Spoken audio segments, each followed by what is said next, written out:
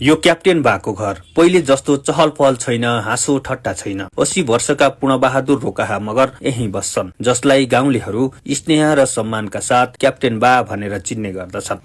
फौजमा भर्ती भएपछि एक्चुअली मेरो र्याङ्क त एसिस्टेन्ट कमान्डेन्ट हो, तर यहाँ चाहिँ गाउँघरका मान्छेहरूले त्यो अब नबुझेर क्याप्टेन क्याप्टेन भन्न लाग्यो। त्यसरी आफू 2.5 वर्षको उमेरमै बाबुआमासँग भारतको आसाम पुगेका पूर्णबहादुर आफ्नो बाल्यकाल र युवा अवस्था उतै बिताए। भारतमै भर्ती भए, फौजी जीवन बिताए, स्नातकसम्म अध्ययन गरे, जागिरे जीवन भारतमै बिताए। उतै पढियो लेख्यो, त्यहाँबाट उतै चाहिँ फौजमा भर्ती भइयो होइन र। बुवाको सम्पत्ति यहाँ थियो कि बुवा चाहिँ रिटायर भएर चाहिँ यहाँ आउनुभयो, अनि मलाई चाहिँ बाध्यता बस यहीँ आउनु पर्यो होइन।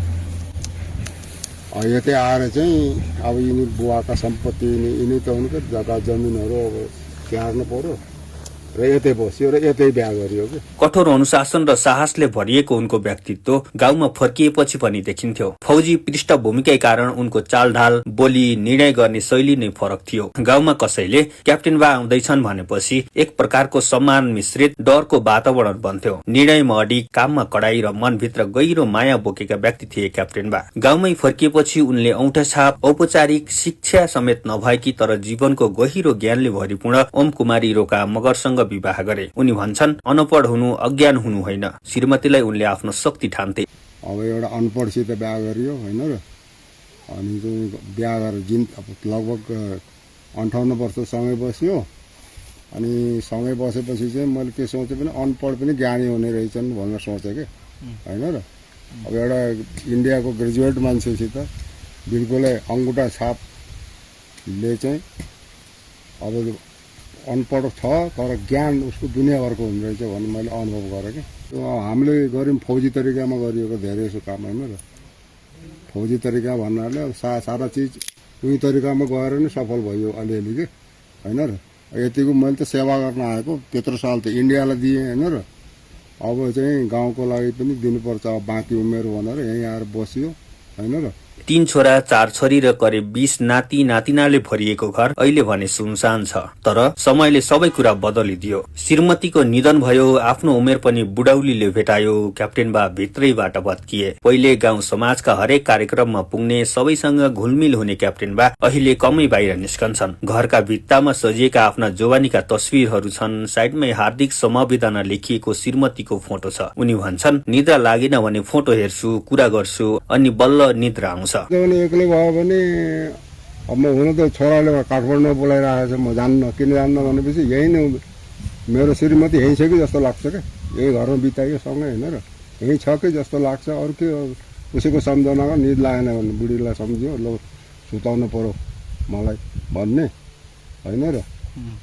अलिक बेरपछि निद पनि लाग्थ्यो, सुताएको होइन त थाहा छैन होइन र। अलिक बेरपछि निद लाग्छ, उसैको नत्र फत्रे होइन र सुरुमा क्या।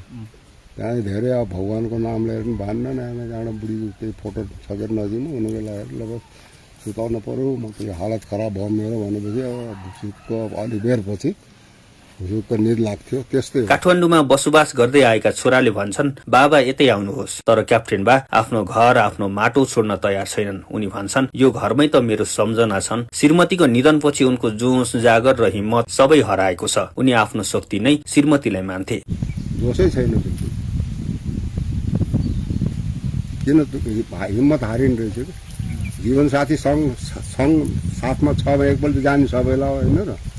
साथमा छ भने अब हिम्मत आउँछ गरे होइन। अब साथमा छैन भने हिम्मत त सबै तोडिँदै जानु रहेछ आफै अटोमेटिकली। 80 वर्षको उमेरमा पनि बाइक चलाउन सक्ने स्वास्थ्य छ। तर उनी भन्छन्, जोस जागर भने श्रीमतीसँगै घुमेको जस्तो लाग्छ। श्रीमतीको नाममा बाटो छेउ प्रतीक्षालय र पानीको धारा निर्माण गरिदिएका छन्। इतिहासमा खड्क शमशेरले आफ्नी रानीको सम्झनामा रानी महल निर्माण गरेका थिए। क्याप्टेन बाको प्रेम दरबार जत्रो त होइन, तर भावना भने उस्तै गहिरो छ होइन। अब म त त्यो के अरे चाहिँ इन्डियाको त्यो शाहजहाँ त भयो, ताजमहल त बनाउन सकिएन होइन। सानो एउटा कोही चिज बनाइदियो सबैको भलाइको लागि होस् भनेर त्यो बनाइदिएको खास उसैको सम्झनामा। 22 घरधुरीले मनाउने कुल पूजाको मन्दिरका लागि पनि घरको कुखैमा जग्गा दान गरेका क्याप्टेन बाले 84 पूजामा एउटा मन्दिर बनाउने सोच बनाएका छन्। आफ्नो सम्झनालाई इट्टा ढुङ्गामा मात्र होइन आस्थामा पनि जोगाउन चाहन्छन् क्याप्टेन बा। पछि हामी बितेपछि के हुने थाहा छैन होइन र, सधैँभरिको लागि त्यहाँ मेरो नाम पनि हुने भयो होइन र। अब दुबारा फेरि मैले चाहिँ त त्यसै माथि एउटा मन्दिर बनाउने कोसिस गर्दैछु क्या। 84 पूजा हुने बेला आउँछ नि, अहिले त 80 मा हिँड्दैछु होइन र। त्यसै माथि एउटा मन्दिर गराइदिने, यिनी पूजा सुजा यिनी त्यो पुराना रीतिरिवाजहरू छ नि त्यसलाई तोडिदिने, अनि त्यसको साइडमा चाहिँ अब त्यहाँ भजन कीर्तन गर्ने सानो। गाउँलेहरू जहाँ पुगे पनि आफ्नो माटोलाई नबिर्सनु, गाउँका लागि केही गरिदिनुपर्छ। आज उनी घरमा एक्ला छन्, तर उनका कर्म, उनको प्रेम र उनको योगदान गाउँका प्रत्येक बाटो, प्रत्येक धारो, प्रत्येक बिजुली, प्रत्येक सम्झनामा जीवित छन्, रहनेछन्।